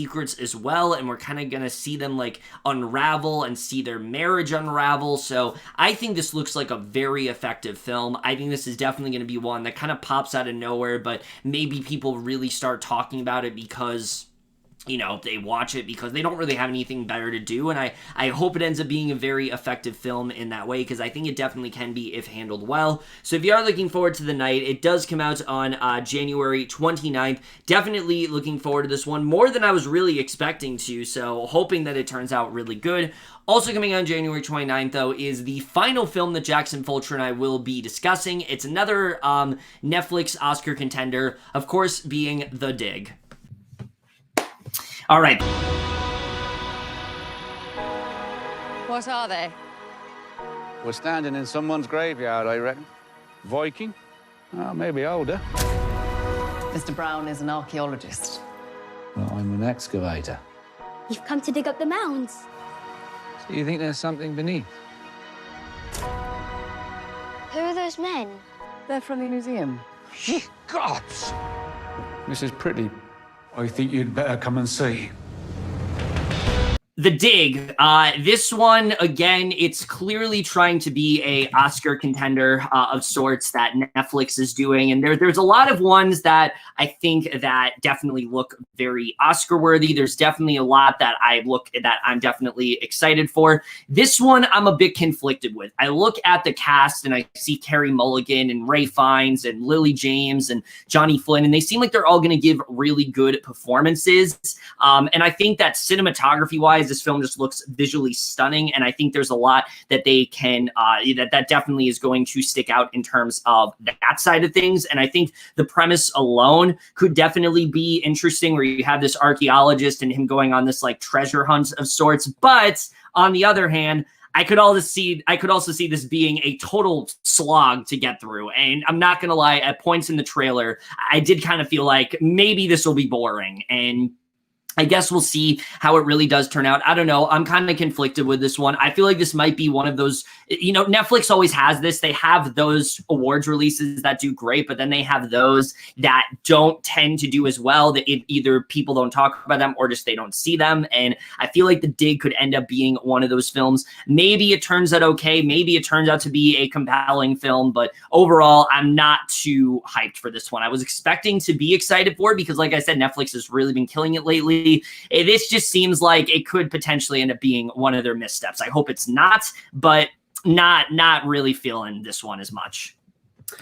Yeah, I was watching this trailer and it had this weird effect. I don't know if anyone else has had this, but it's happened to me a couple times where I'm watching the trailer and I'm like, there's nothing like awful about it, you know? Yeah. But I'm having a hard time just getting invested with the trailer or like just, you know, getting a desire to really want to watch this movie, despite this movie having a good cast, as you mentioned. Ray Fiennes. If anything, it made me want to watch it less. Yeah. But you know, so Ray Fiennes is great, and then Carey Mulligan, who obviously Promising Young Woman, she's terrific in that. And we were talking Oscar like award stuff earlier. I hope she gets nominated for Best Actress for that one. I also hope that she was nominated for Best Actress for Wildlife a couple years back. She wasn't, but she's a terrific actress. That's my point. She's terrific. Great. Yes. Can't wait. I'm sure she's going to be great in this. I want more great works from Carey Mulligan. Wonderful.